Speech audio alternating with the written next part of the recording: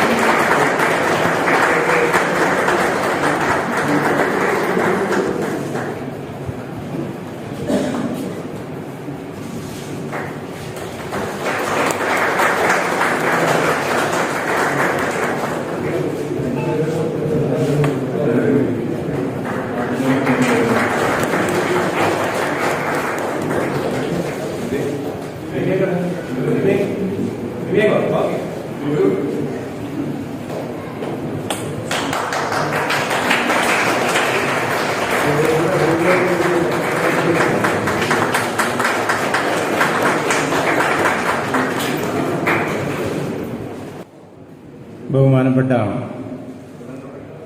യോഗത്തിൻ്റെ അധ്യക്ഷനും പൊന്നുരുന്തി യൂണിറ്റിൻ്റെ പ്രസിഡന്റുമായ സുധീർ മേനോൻ,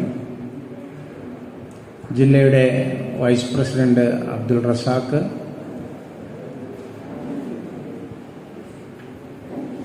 ജില്ലയുടെ സെക്രട്ടേറിയറ്റ് അംഗം ജോയ് ചേട്ടൻ, ജില്ലാ കമ്മിറ്റി അംഗവും നിയോജകമണ്ഡലം ജനറൽ സെക്രട്ടറിയുമായ എഡ്വേർഡ് ഫോസ്റ്റസ്, വെണ്ണല യൂണിറ്റിൻ്റെ പ്രസിഡന്റ് സാദിഖ്,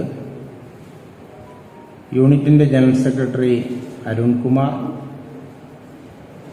യൂണിറ്റിൻ്റെ vice president Anil Joseph, Vineesh, joint secretary Anil Joseph, അതുപോലെ തന്നെ മുൻ പ്രസിഡന്റായിരുന്ന ഷാജി, റെജിമോൻ അടക്കം യൂണിറ്റിൻ്റെ ഭാരവാഹികളെ, പ്രിയ നിറഞ്ഞ യൂണിറ്റിലെ അംഗങ്ങളെ, വളരെ സന്തോഷകരമായ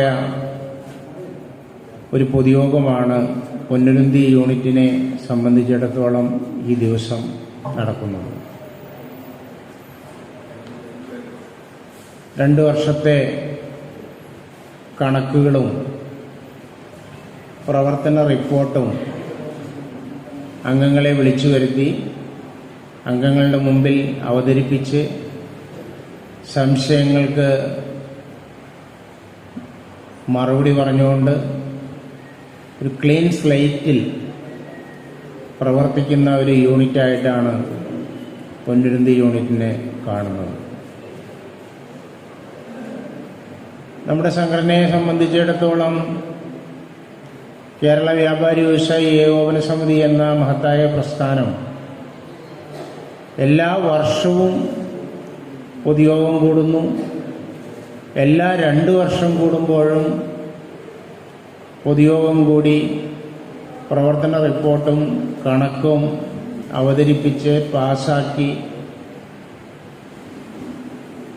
വളരെ ജനാധിപത്യപരമായ രീതിയിൽ തെരഞ്ഞെടുപ്പ് നടത്തി അതിൻ്റെ ക്രമീകരണങ്ങളുമായിട്ട് മുന്നോട്ട് പോകുന്ന ഒരു സംവിധാനമാണ്. യൂണിറ്റിലെ തെരഞ്ഞെടുപ്പുകൾ നടത്തേണ്ട അവസാന തീയതി ജൂൺ 16 മെയ് 31 സംസ്ഥാന കമ്മിറ്റി തന്ന ഡേറ്റെങ്കിലും ജില്ലയുടെ ഇലക്ഷൻ ജൂലൈ 7 ആയതുകൊണ്ട് ഒരു 20 ദിവസത്തെ ഗ്യാപ്പേ വേണ്ടൂ എന്നുള്ളതുകൊണ്ടും ജൂൺ 16 വരെ യൂണിറ്റുകൾക്ക് ഇലക്ഷൻ നടത്തുന്നതിനും അതിൻ്റെ പ്രവർത്തനങ്ങളുമായി മുന്നോട്ട് പോകുന്നതിനും ജില്ലാ കമ്മിറ്റി അനുവാദം കൊടുത്തു. അതുകൊണ്ടാണ് ഇന്നിപ്പോൾ ജൂൺ 9 ആയിട്ടും 257 യൂണിറ്റുകളുള്ള എറണാകുളം ജില്ലയിൽ 210 യൂണിറ്റുകളുടെ തിരഞ്ഞെടുപ്പുകളെ ഇന്ന് വരെ ആയിട്ടുള്ളൂ. ഇന്ന് തന്നെ 3 യൂണിറ്റുകളുടെ തെരഞ്ഞെടുപ്പ് എന്നെ സംബന്ധിച്ചിടത്തോളം ഉണ്ട്. ഇപ്പോൾ എടപ്പള്ളി നോർത്തിൻ്റെ തെരഞ്ഞെടുപ്പായിരുന്നു രാവിലെ.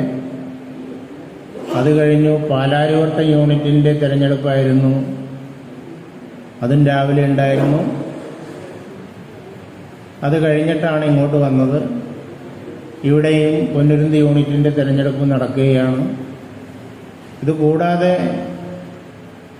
കുമ്പളം, അങ്ങനെ ചൊവ്വര, പല യൂണിറ്റുകളിലും തെരഞ്ഞെടുപ്പ് നടക്കുന്നുണ്ട്. ഓരോരുത്തർക്കും, ഓരോ ഭാരവാഹികൾക്കും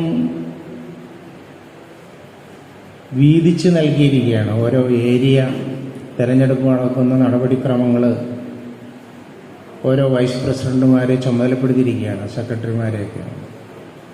അപ്പം അതിൻ്റെ ഭാഗമായിട്ടാണ് ഞാനിന്നിവിടെ വന്നത്. കഴിഞ്ഞ തവണയും നിങ്ങളുടെ തെരഞ്ഞെടുപ്പ് മീറ്റിങ്ങിൽ ഞാൻ പങ്കെടുത്തിരുന്നു. വളരെ കൃത്യതയോടെ കാര്യങ്ങൾ നടപ്പാക്കുന്ന ഒരു യൂണിറ്റായിട്ടാണ് സുധീർ മേനോന്റെ നേതൃത്വത്തിൽ ഉള്ള ഒരു ടീം വളരെ ഭംഗിയായിട്ട് പോകുന്നു എന്നാണ് ജില്ലാ കമ്മിറ്റിയുടെ വിലയിരുത്തൽ.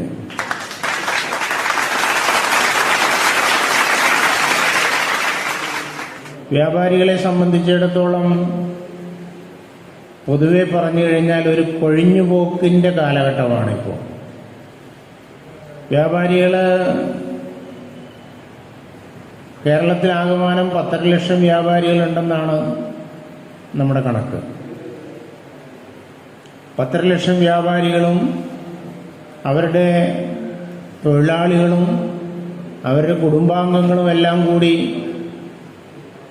ഒത്തുചേർന്നു കഴിഞ്ഞാൽ കേരളത്തിൻ്റെ പകുതി ജനസംഖ്യ വ്യാപാര മേഖലയുമായി ബന്ധപ്പെട്ട് പ്രവർത്തിക്കുന്നു എന്നാണ് കണക്ക്. ഇന്ത്യയൊട്ടാകെ നോക്കിക്കഴിഞ്ഞാൽ 5 കോടി ജനങ്ങൾ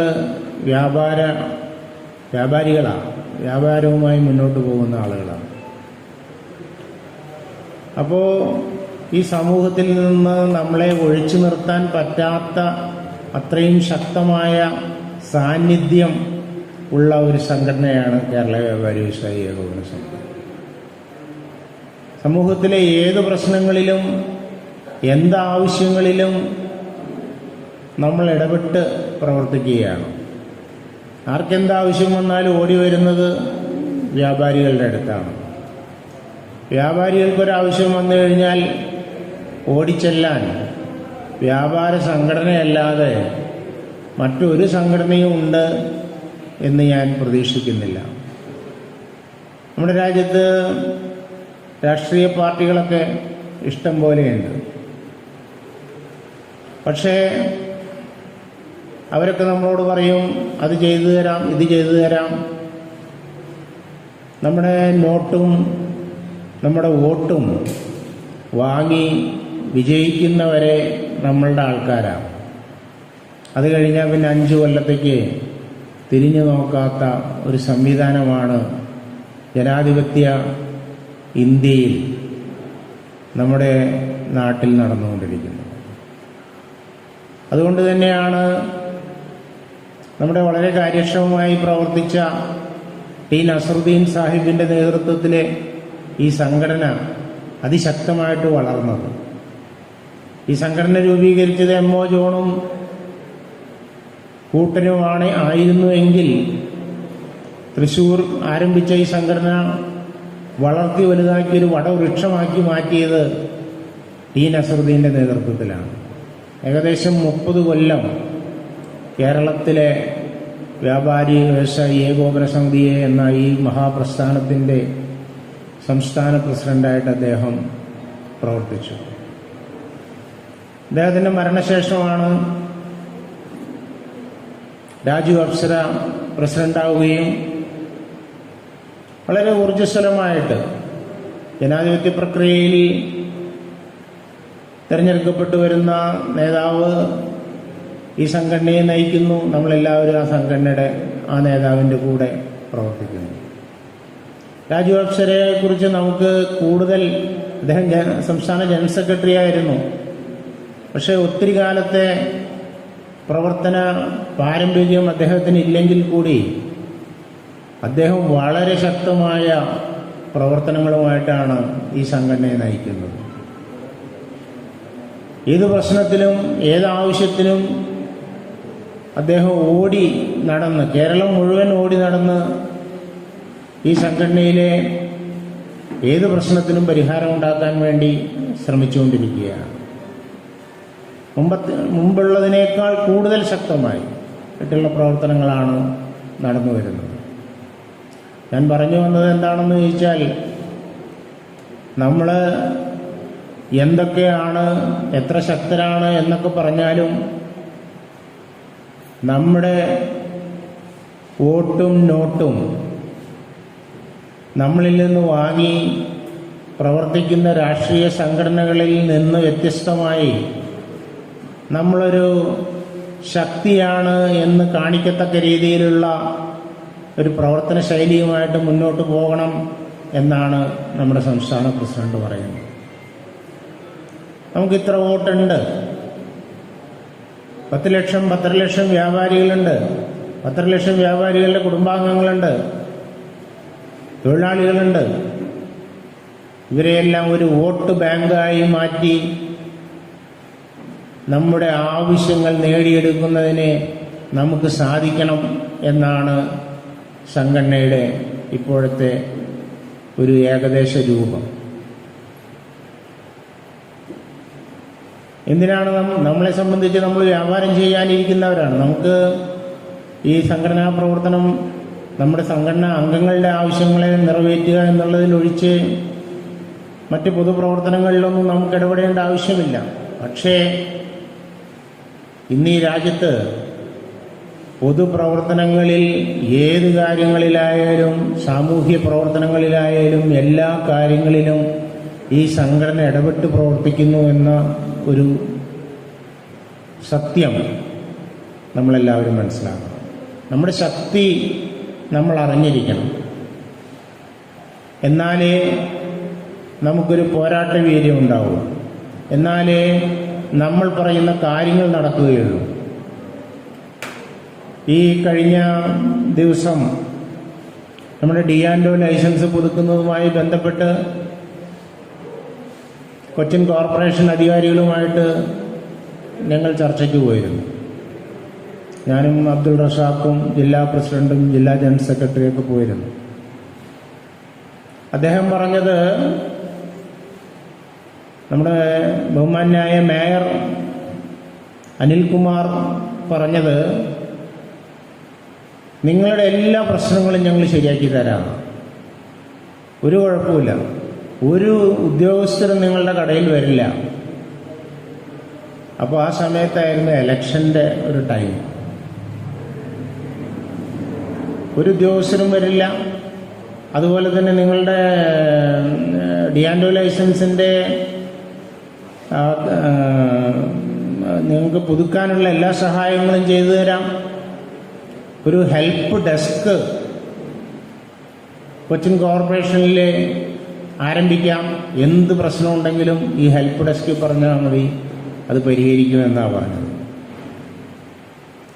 എനിക്ക് തോന്നുന്നു ഇപ്പോഴും ലൈസൻസ് എടുക്കാൻ വേണ്ടി ഒത്തിരിയേറെ ബുദ്ധിമുട്ടുന്ന അംഗങ്ങളെയാണ് പല സ്ഥലത്തും നമ്മൾ കാണുന്നത്.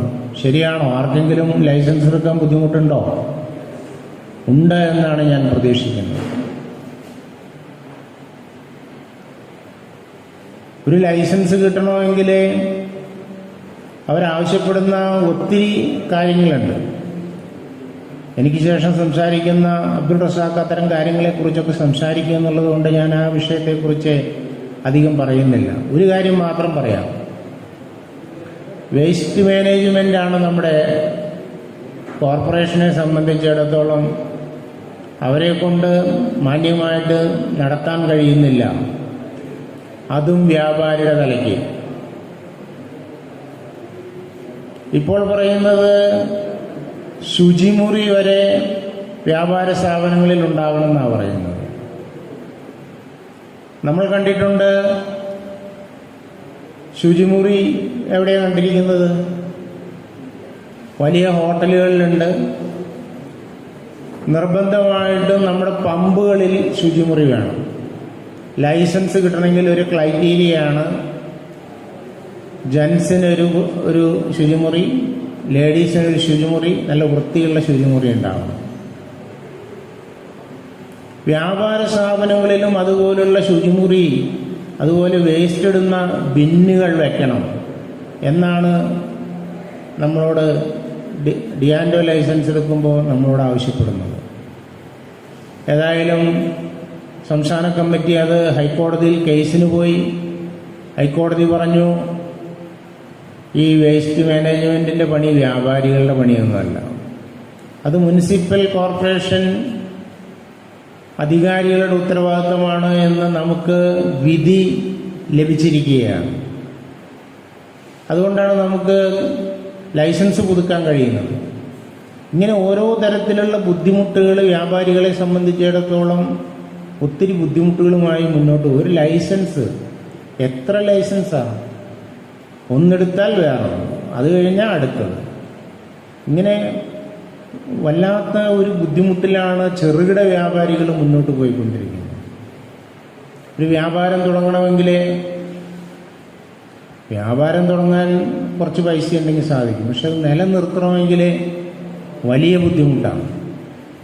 ഇന്ന് ഓൺലൈൻ വ്യാപാരികളെ സഹായിക്കുന്ന നിലപാടുകളാണ് നമ്മുടെ ഗവൺമെൻറ്റിൻ്റെ ഭാഗത്തു നിന്നുള്ളത്.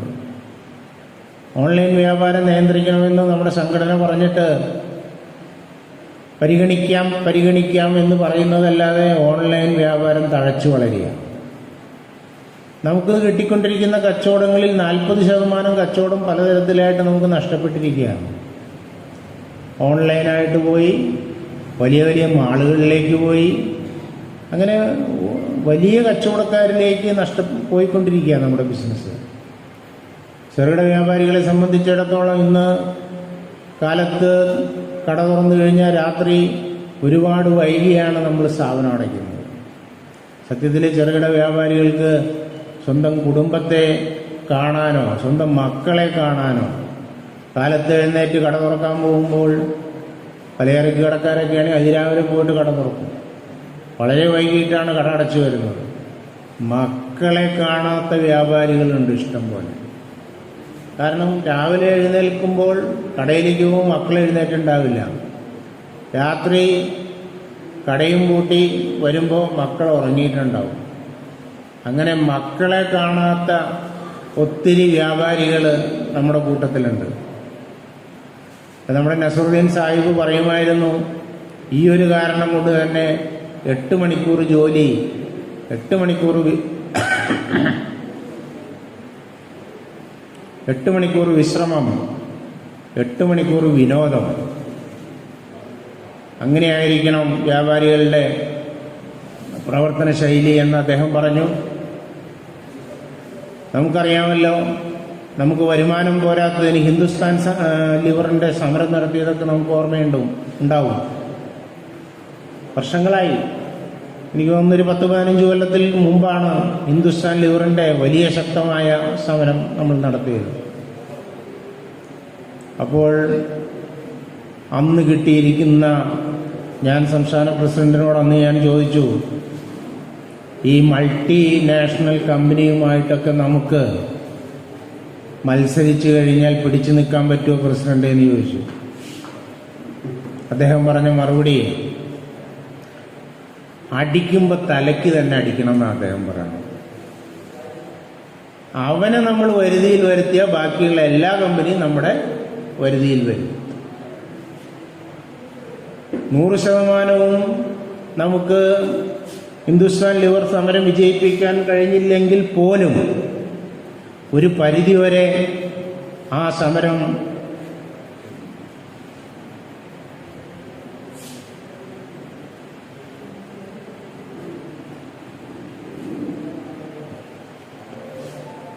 ഒരു വിജയമായിരുന്നു. അതിനുശേഷമാണ് നമുക്ക് 8% കമ്മീഷൻ തന്നിരുന്ന ഹിന്ദുസ്ഥാൻ ലിവർ ഇപ്പോൾ നമുക്ക് പല പല സ്കീമുകളൊക്കെ ഇട്ട് ഏകദേശം ഒരു 10-20% കമ്മീഷൻ കിട്ടും. ഒരു റീറ്റെയിൽ വ്യാപാരിയെ സംബന്ധിച്ചിടത്തോളം ഒരു സോപ്പോ ഒരു പേസ്റ്റോ അങ്ങനെയുള്ള സാധനങ്ങളൊക്കെ വിൽക്കുമ്പോൾ അത്യാവശ്യം ലാഭം കിട്ടുന്ന ഒരു 15% ലാഭം കിട്ടുന്ന ഒരു തരത്തിലേക്ക് നമുക്ക് വരാൻ കഴിഞ്ഞത് ആ ഹിന്ദുസ്ഥാൻ ലിവർ സമരത്തിൻ്റെ ഭാഗമാണ് എന്ന് നമ്മൾ ഓർക്കണം. ഏതായാലും ഞാൻ കൂടുതലായിട്ടുള്ള കാര്യങ്ങളിലേക്കൊന്നും പോകുന്നില്ല. ഈ സംഘടന മാത്രമേ നമ്മളെ സഹായിക്കാനായിട്ട് ഉണ്ടാവുകയുള്ളൂ എന്നുള്ള കാര്യം എല്ലാവരും പ്രത്യേകം ഓർമ്മയിൽ വെക്കണം. സംഘടനയെ സ്നേഹിക്കുക. ഒരു കാലത്ത് വ്യാപാരികൾ പരസ്പരം കണ്ടാൻ വേണ്ടില്ലായിരുന്നു. അടുത്തടുത്തുള്ള കച്ചവടക്കാർ തമ്മിൽ ഭയങ്കര ഒടുക്കത്തെ കോമ്പറ്റീഷനാണ്. ഒരാൾ 10 രൂപയ്ക്ക് വിറ്റാൽ അടുത്ത ആൾ 9 രൂപയ്ക്ക് വെക്കും. ഒരാൾ 9 രൂപയ്ക്ക് വിറ്റാൽ അത് 8 രൂപയ്ക്ക് വെക്കാൻ നോക്കും. അപ്പോൾ വാങ്ങിയ വില എത്രയാണ്? 8 രൂപ 50 പൈസ അല്ലെങ്കിൽ 8 രൂപയ്ക്ക് വാങ്ങിച്ച സാധനമായിരിക്കും. മാന്യമായ ലാഭമില്ലാതെ കച്ചവടം ചെയ്താലത്തെ അവസ്ഥ എന്താണ്? നമ്മുടെ പഴയ ജനറൽ സെക്രട്ടറി ദിവാരം പിള്ളച്ചേട്ടൻ ഇടയ്ക്ക് പറയുമായിരുന്നു, അദ്ദേഹം എവിടെയെങ്കിലൊക്കെ സംസ്ഥാന തലത്തിലുള്ള എന്തെങ്കിലും മീറ്റിങ്ങിനൊക്കെ പോയി വരുമ്പോൾ ബസ്സിറങ്ങി അദ്ദേഹം വീട്ടിലോട്ട് പോകുമ്പോൾ രാത്രി 10 മണി 11 മണിയൊക്കെ ആയാലും കട അടയ്ക്കാതെ, ചെറിയ പെട്ടിക്കടകൾ വരെ അടയ്ക്കാതെ ഇരിക്കുന്ന 2 കട അദ്ദേഹത്തിൻ്റെ വീടിൻ്റെ അടുത്തുണ്ട്. അപ്പോൾ അദ്ദേഹം അവിടെ ചെന്ന് ഒരു സർവത്തൊക്കെ കുടിച്ചുകൊണ്ട് രാത്രി 11 മണിക്കാണ് ചോദിച്ചു, എന്താണ് ഇത്ര നേരമൊക്കെ ഇരുന്ന് കഴിഞ്ഞാൽ വല്ല കച്ചവടം കിട്ടുമോ? 11 മണിയൊക്കെ ആയില്ലേ, അടയ്ക്കാറായില്ലേ? അപ്പോൾ കച്ചവടം കിട്ടിയിട്ടൊന്നല്ല, ഓൻ അടച്ചാൽ ഞാൻ അടയ്ക്കും. ആര്? അപ്പുറത്തുള്ള കച്ചവടക്കാർ അടച്ചാലേ ഞാൻ അടയ്ക്കുള്ളൂ, കച്ചവടം ഇല്ലെങ്കിലും കുഴപ്പമില്ല. ഇതായിരുന്നു നമ്മുടെ ഒരു കച്ചവടക്കാരുടെ പഴയ മനോഭാവം. എത്രയോ നേരം നമ്മൾ കോമ്പറ്റീഷനാണ്, ഒട്ടുക്കം വെച്ച കോമ്പറ്റീഷനായിരുന്നു. ഇതൊക്കെ നിർത്തേണ്ട സമയമായി. മാന്യമായ ലാഭത്തിലൂടെ കച്ചവടം ചെയ്യണം. ഈ സംഘടന കൊണ്ടാണ് സത്യത്തിലെ കച്ചവടക്കാർ തമ്മിലുള്ള ഒരു പൊതുവായ ബന്ധം, പരസ്പര ബന്ധം, പരസ്പര സ്നേഹം, ഒന്നിച്ചു ചേരൽ ഉണ്ടായത് എന്ന് പറയാതിരിക്കാൻ നിർവാഹമില്ല. ഇപ്പോൾ നമ്മൾ പരസ്പരം കച്ചവടക്കാർ തമ്മിൽ അങ്ങോട്ടും ഇങ്ങോട്ടും ഒരു വൈരമില്ല. എല്ലാവരും പരസ്പരം സംസാരിക്കുന്നു, പരസ്പരം കാര്യങ്ങൾ സംസാരിക്കുന്നു, ഒന്നിച്ച് പ്രവർത്തിക്കുന്നു. ഈ സംഘടന കൊണ്ട് ഒത്തിരി നേട്ടങ്ങളുണ്ട്. ഈ സംഘടനയെ കണ്ണിലെ കൃഷ്ണമണി പോലെ സൂക്ഷിക്കണം. പലരും പല രാഷ്ട്രീയ സംഘടനകളൊക്കെ നമ്മുടെ വ്യാപാരികളുടെ അടുത്ത് വരുന്നുണ്ട്. ഏതാണെന്നൊന്നും ഞാൻ പറയുന്നില്ല. ഒരു സംഘടനയും ഇന്നേ വരെ നമ്മുടെ സംഘടനയെ അപേക്ഷിച്ച് 10% പോലും അംഗങ്ങളില്ലാത്ത സംഘടനകളാണ് വലിയ സംഘടനയാണെന്നൊക്കെ പറഞ്ഞ് നടക്കുന്നത്. ഈ രാജ്യത്തെ കേരളത്തിലെ 95% കച്ചവടക്കാരും അണിചേർന്നിട്ടുള്ള സംഘടനയാണ് നമ്മുടെ കേരള വ്യാപാരി വ്യവസായി ഏകോപന സമിതി എന്ന് അഭിമാനപൂർവ്വം പറയാം. ഏറ്റവും ജനാധിപത്യപരമായ രീതിയിൽ പ്രവർത്തിക്കുന്ന ഈ സംഘടനയെ ഏറ്റവും സ്നേഹത്തോടെയും ഏറ്റവും സന്തോഷത്തോടെയും കരുതലോടെയും കൂടി നിങ്ങളുടെ വ്യാപാരം വികസിപ്പിക്കുന്നതിന് വേണ്ടിയും നിങ്ങൾ പ്രവർത്തിക്കണം എന്ന് മാത്രം ആഹ്വാനം ചെയ്തുകൊണ്ട് ഇന്നത്തെ ഈ യോഗം ഔപചാരികമായി ഉദ്ഘാടനം ചെയ്തതായി അറിയിക്കുന്നു. നന്ദി, നമസ്കാരം. ജയ് വ്യാപാരി വ്യവസായി ഏകോപന സമിതി. Thank you very much, Paulson sir.